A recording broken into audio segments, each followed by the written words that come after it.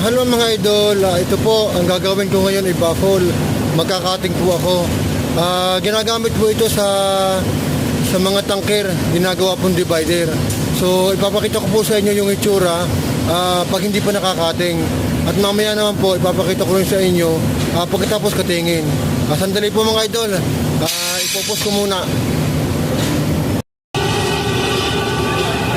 Yan po mga idol yung itsura pag hindi pa nakakating. So ipopos ko muna po. Yan mga idol, nakating ko na po. Yan po ang itsura pagkatapos katingin. So maraming salamat mga idol sa panonood.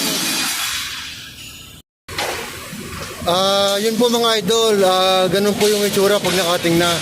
So maraming salamat po sa nakakapanood ng aking video.